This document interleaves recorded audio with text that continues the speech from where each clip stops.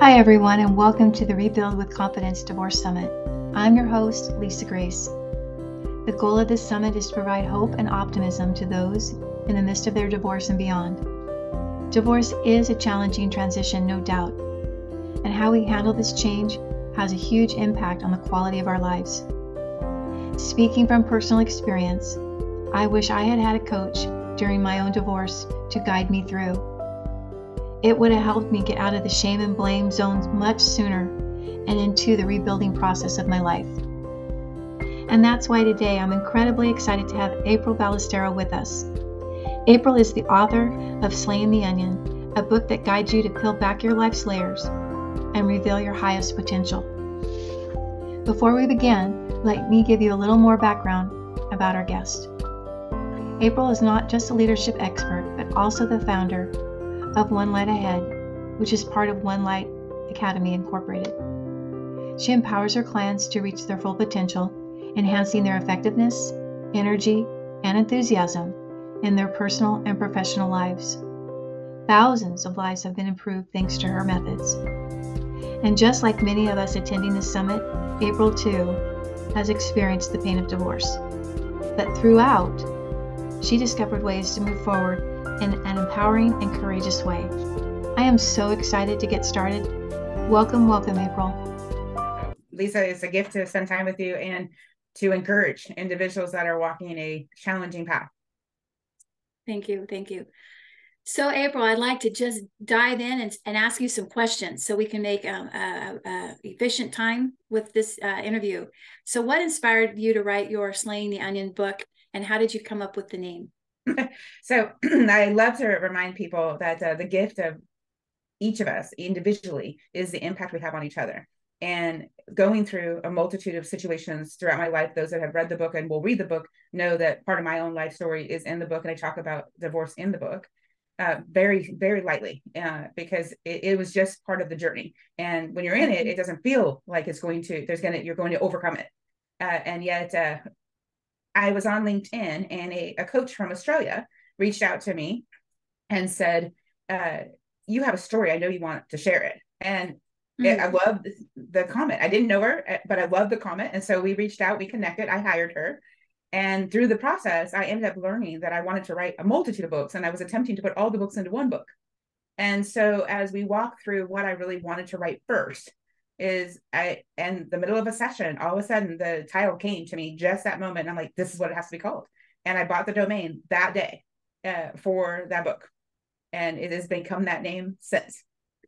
I've had the pleasure of listening, and it was such a good book that I had to buy the hard. You know how I like to listen because I'm always in the car or I'm on a walk. I don't have time to read, but because it was so powerful. Thank you. And because there's so many tools, it's almost like a self-help Bible. Lisa, the gift of that book is in the second edition. So the first edition, as I share with people, was an opportunity to get it out of my head and heart. And the second edition, the publisher and editor that I have now really said to myself and to herself when she felt called to help with the book, she said, this is a ever-changing book because it is divinely inspired. And anything that's divinely inspired will constantly move and grow with you. And it does. I can't wait for people to buy your book, listen to your book, start doing, I'm going to not say it right now, but some of those exercises, and possibly do them once a week. Like I recently heard a tip to read a test. So, April, I know you just mentioned that your divorce story is mentioned. It's not a book about divorce, but your story includes divorce. Would you share a little bit about your divorce story? Well, as little or as much. Little or as much. I appreciate that. Well, I'm going to shock a few listeners because I do it in the book. And I was joking. Actually, I was sharing with another coach that you and I were blessed to meet through our singles connection. Yet you were kind enough to be the DJ for my last marriage. And I didn't say last. And he said, so which one? And I said, exactly. And I get teased about that often because as an individual that believes in marriage and loves marriage because of the unity that we are called to be in a marriage, but I didn't know that early on. So as a young individual, I got married multiple times one man I married twice because I believed in marriage and I believed in the desire to be unified as God calls us to be. But it wasn't until one of those divorces that I learned what scripture really says about marriage and what we are really called to be in. And sadly, I did not choose the right partner along the way. And a pastor said to me once, sometimes the sin is the marriage. And it was a really powerful statement. Wow. And my last divorce, and I mentioned in the book, I'm not proud of the journey. Of course, none of us are. What we do learn, though, is, and this is something I teach today, is the choices we made at the moment we believed was the best choice for that moment.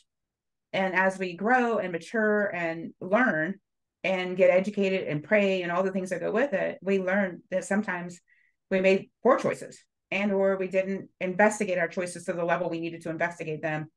And so I write about in the book that I had to get to a place where I realized in my final recent divorce in 2021 that I had to make the tough choice. And we went through counseling. We went through the process. It was a mutual divorce. We both agreed that this was a decision at the moment that needed to be a new decision. And we're both faith believing individuals and all the different aspects of faith that people believe. As a Christ believer, I tell people this often, we are called not to throw stones. We all live in glass houses. We all are full of sin every day, whether we like it or not. I mean, even my son at 9 years old had to say to me one day, Mom, you've broken every commandment. And I'm like, you're right. And to this day, we all are human, whether we like it or not. And so divorce is one of those sins at times, and marriage sometimes is one of those sins. And that's the sad part of the journey of being human. April, thank you for that. A lot of light bulbs went off when you were talking that marriage can be the sin, especially if it's a second marriage, maybe even a first when we're kind of ignorant. And I don't mean ignorant, like we haven't gleaned, we haven't had the wisdom yet. You know, we're not old enough to have the discernment, you know, but we trust and we believe with all our heart.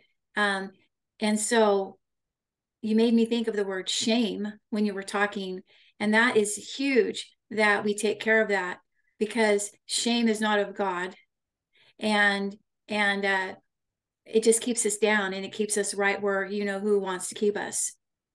And so you mentioned, I'm going to share a little personal story too. Please. Is that I'm remarried, and my husband, my current husband, I'm his third wife. Mm-hmm. And that to me sounds a little funny at times, but it isn't, because we were brought together for such as this, because we are both growing. I mean, I finally found my spiritual partner and he found his. But when people ask him how many times he's been married, he says, I am on my last marriage. It doesn't matter how many. It's the last one, and I know it's right. And so with that, thank you for sharing. So in your book, I love your Audible version too. So it's very enjoyable. But you kind of start with the life will assessment. Can you explain what that is? So a multitude of coaches, trainers, etc., have different styles of life wills. And we made our own based off of things in the book.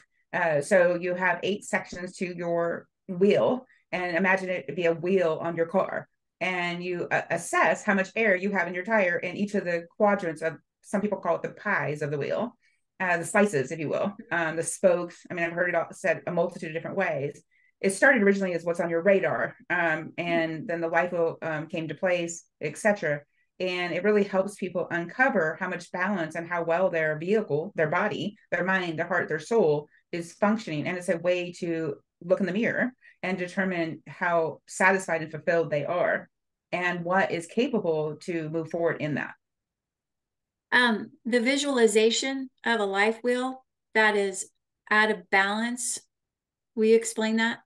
A trapezoid, all kinds of different diamonds. I mean, we've seen every type of individual visual there is. And imagine if you're doing this, bumping down the road. Yeah, that tire, when your life is out of whack. So that's what the life wheel does, is it kind of gives you an assessment of where you're at and where you want to go. Well, you get to make those choices. Yeah. We talk a lot about choices because and I also, which is one of my actually favorite parts of writing in the book, is that a coach taught me this, and I teach many people. So many people just live in their own casket; they don't even realize it. And we used to talk about the fact that just get in the casket. If you don't want to make a choice and you're just waiting to die, get in the casket. And sadly, and I joke, and I hope that came across appropriately, because I mean, we have a lot of mental health and wellness that we want to approach, that we're not asking people to go that route either. But it is an awareness that we have a limited amount of life available to us. April, don't you, when you say that, get in the casket, don't you have an exercise, or don't you encourage people to write their eulogy? So that's what you mean. Mm-hmm. It's like, if you're going to, like today, in this moment, write my eulogy, I'm going to write my eulogy. Is my life where I want it to be?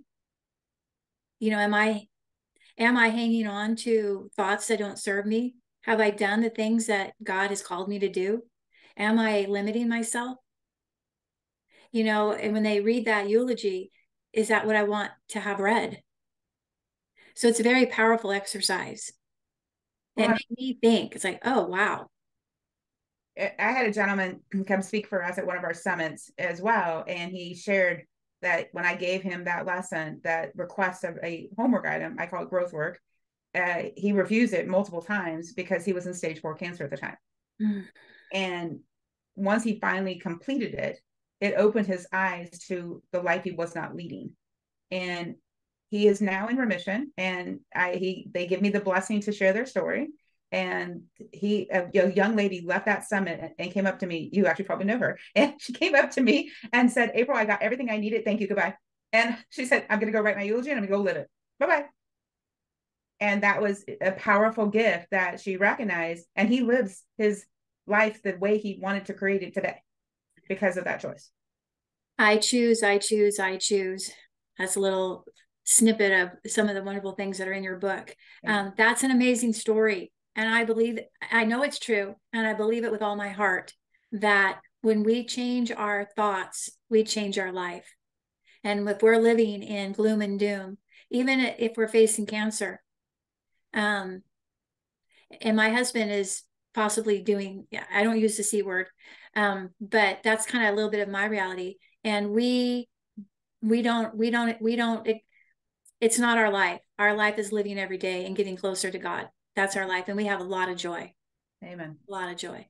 So, would you explain the whole and brave concepts and exercises in your book? So they are quite the process to digest. And or an overview. So, and Lisa, you got to experience our Q&A recently, how we align our thoughts and purpose. And we had a gentleman in that group that has been doing that whole and brave exercise for many years and still working to process it. So, and yet a young lady who's been doing the exercise, the whole and brave, for about less than 6 months, does it every week now, because she sees the value of the internal and external perspective she gets to discover. So let me explain what that means. The whole represents the layers of our outward experience, from the world to history to organization to love and experience. And we actually walk through the layers in the book, what they mean, how to get connected to them, etc. And then the brave is, how am I being? What am I choosing to be responsible for? What am I attracting?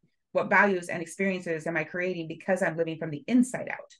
And the whole and brave bridges is chapter 5. And we talk about how they magnetize each other, or what bridges you build on. And the next book will be about a living example of different bridges being built and how they can get damaged at times through the different processes. I love it. You know, and the purpose of a coach, this is unscripted. The purpose of a coach is like, our life is going along, and maybe we're going through a divorce. Mm-hmm. And so our life starts going down, and we can stay down here or we can start going up. But a coach is going to help you build that bridge from here to here, so that you don't have to be down in the valley as much. And I'm not sure, but bridges is such a powerful concept. And I don't know if everyone gets it. So that's why I wanted to pause. We say that we get to help you from where you are to where you're going, and the choices needed to be made in between. And actually on page 76 of the book, we give some visuals about that. We're actually doing a workshop about that on Friday, about how people can hit some walls, and the way in their bridges and how they'll stop walking the bridge because they hit the wall. Yeah. And, wow. That, that's awesome. Can I come? of course you can. I will send you the details. Okay. What do you mean by listen deeply, hear whole?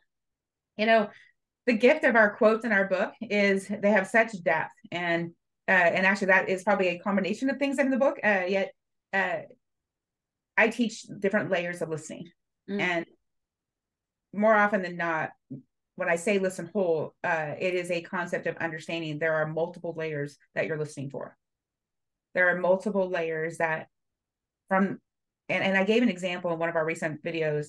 A young lady had a difficult day, and she was on the phone from one phone call to another, and her puppy kept bugging her, and finally she picked up the puppy and just cuddled with the puppy. And I said, do you understand that your puppy could feel everything happening in your world?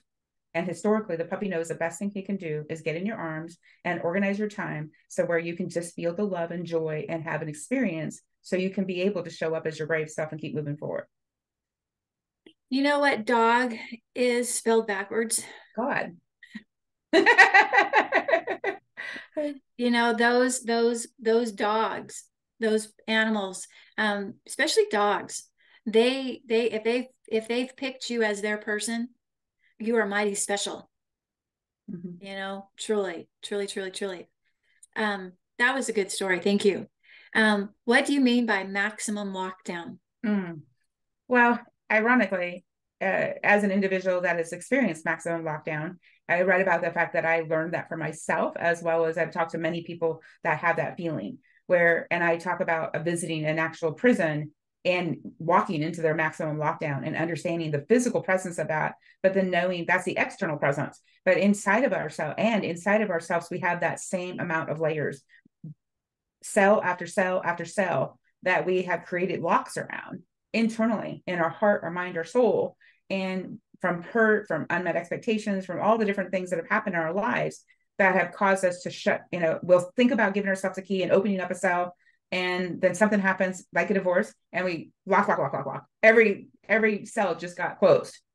And one of the things I mentioned, actually one of my coaches taught me as well, is sometimes we'll lock them all up just to glue them and they're a little easier to open next time because we know what it looks like to open them.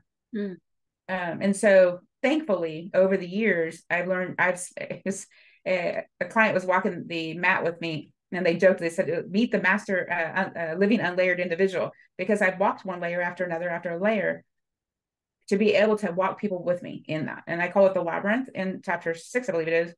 And our internal journey inside of ourselves is very much of a mental labyrinth. And we have all those gel cells at all the different places in the labyrinth that we get to choose whether or not we unlock. I love that.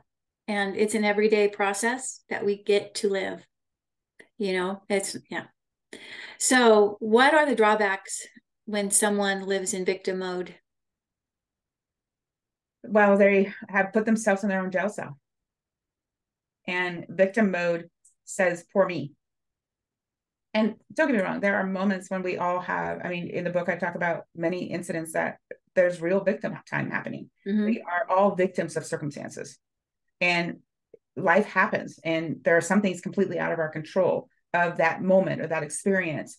And yet after that experience, we have a choice of how we're going to allow that experience to take control. It can become our jail cell and we'll play victim for as long. And sometimes we need to be that victim moment and have the counseling and support for it. And there are other times, a multitude of people have PTSD because of some of those experiences.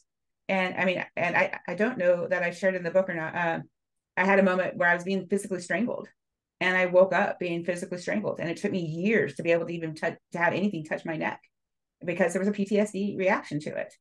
And yet I've learned, and it took being there for another coaching client to say, you're going to get over this. You're going to choose. You've got to overcome this fear. I can't teach another coaching client to stay in this victim. Right. We can only take our clients as far as we're willing to go, and I was going to say something and it'll probably come back to me. But that's a very powerful story.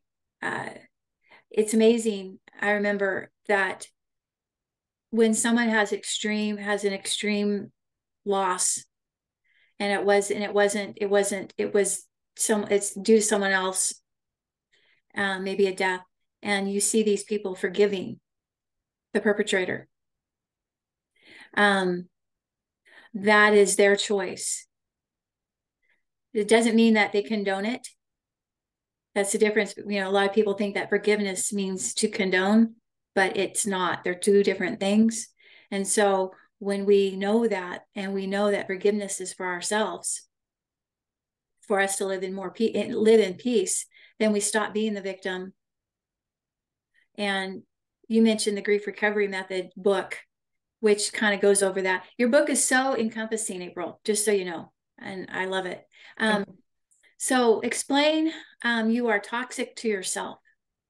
So one of the books, or excuse me, the chapter on the jail cells, as I've mentioned a couple of times now, is more often than not, we tell ourselves lies, and they can create our own toxicity, and we're creating our own poison.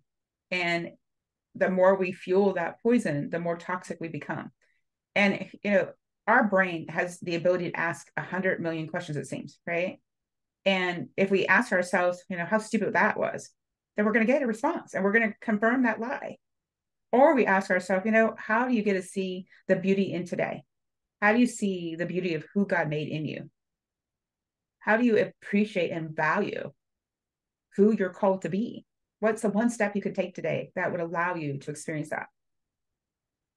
Sometimes it's just being thankful, saying, you know, thank you, Lord, for another day to figure it out. Oh, I like that. I was listening to your book, and so I'm going to tell people right now that listening to the book is great, but you got to go back and then do the exercises that April is walking us through. And so that's my next pass through. So I'm so excited. But so as I was walking and listening, I had to pause at that, you are toxic to yourself. Because it's like, well, yeah, I'm thinking, you know, in my past life, even in my current life, that it's not my fault, or it's, you know, and I'm harming, my thoughts are harming me. Mm-hmm. And so like everything is neutral until we give it meaning. Is absolute truth. And we teach that in our self-leadership program. It's called Valuegenics Self-Leadership Development, Axiogenics, etc. We actually can take in less than 15 minutes. Sometimes if you overthink it, it's going to be a problem. And yet we have an amazing assessment that it will tell you which thought patterns are actually serving you and which thought patterns are not. Because some of our thoughts, which we spend up to 95% of time into, will hold us hostage over and over and over again. And it doesn't mean that they don't serve us. It gets us to a certain place, but there's still a hostage to it. Yeah, no, but you know, I would like, I was a hostage to a lot of things. I'm not going to do that anymore. You know, that's, I choose not to be a hostage to any of that. Mm-hmm. And I'm still constantly doing more work. It's like, oh, there's another hostage. So your book is very helpful in that arena. So explain, if you would, what you mean by shame slayer. So on page 125 of the book, we reference often is a visual of accountability and responsibility. And a lot of people get hung up in accountability. They don't see it as a gift. And yet accountability is just taking an account of what is or what has happened, and then looking at what is from what's happened. And responsibility is choosing the response. When we do this backwards, that's what happens, is we get the shame and blame. And then we want to beat up on ourselves. And then we want to go down the rabbit hole of all the hostage thought patterns that we naturally use, because our brain sadly is wired that way and it's technically for protection, because we believe we're protecting ourselves, but and more often than not, we're actually recreating the lies. I like accountability and responsibility. I love that. There's these words that we've been using our whole life are bigger than we've ever given them. Literally. Just like forgiving. You know, it's so that we can give, so that we are not taking, we are giving. It's such a beautiful, someone said that to me the other day. It's like, well, heck, I love that. So April, you also have a podcast. And what is that podcast? So we have quite a few different video sources, and audio. We have a podcast called Addressing the Elephant in the Room that is on Apple and and all the other tools. It is in a hiatus right now, so it's not, our current episodes probably won't return until the end of the year next year. We're in process. We do a Freedom Friday on YouTube. We do a Million Bridges on YouTube. We do workshops around that. And then I have a Possibility Monday video I share on all the social media and the YouTubes off and on throughout the year. I love that. So we can find you, and you have some, the reason I bring up the podcast is that there's so much, there's so many resources there. And then when and if you pick that back up, but we still can go back and listen. They're all available. So how can, and your book, you offer amazing resources that are a companion to the book. Would you share how our audience can find those resources?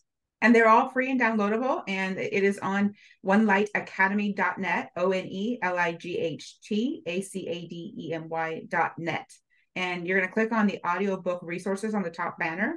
And when you click that link, that's for the book resources. So you'll have the choices pages, as well as the life wheel, the whole and brave exercise, etc. Mm-hmm.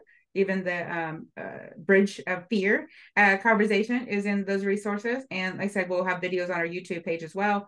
When you scroll down to the bottom of that website, there's a tool that says Axiogenics and your leadership assessment. And you can take that 15-minute assessment completely free and check it out. And again, and the other way to get to that is vqprofile.com/OneLightAcademy. I love doing assessments. Yay.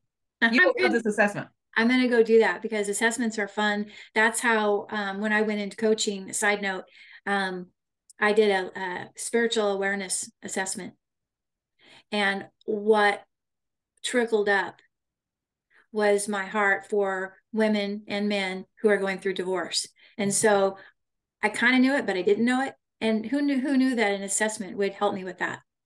So as an individual certified in DISC, emotional intelligence, habit finder, and Axiogenics, among a few others, is every assessment gives the mind the ability, and the assessments I have are scientifically based.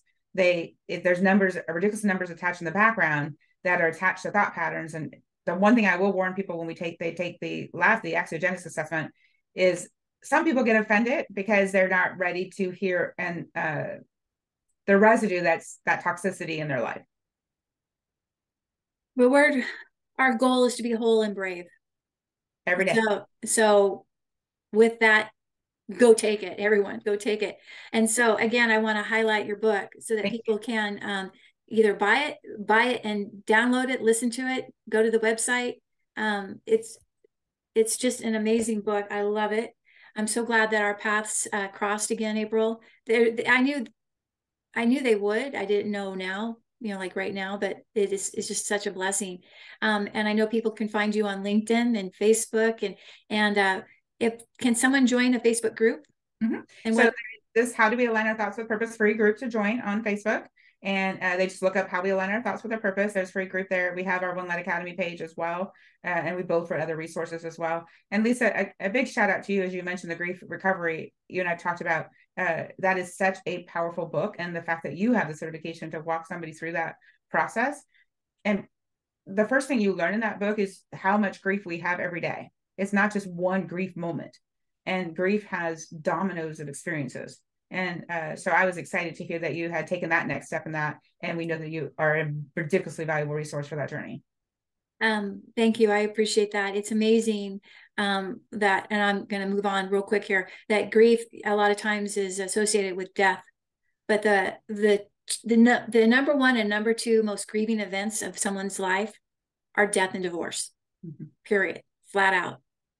And so undelivered communications of an emotional nature is what grief is.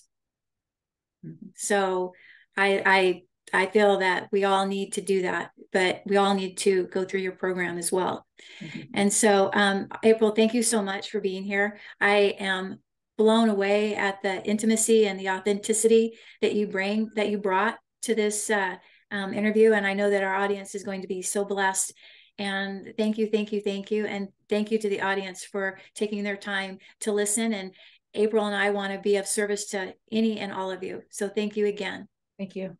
What a blessing. Thank you for joining the Rebuild with Confidence Divorce Summit. I appreciate your participation, and I'm proud of you for leaning in to your healing journey.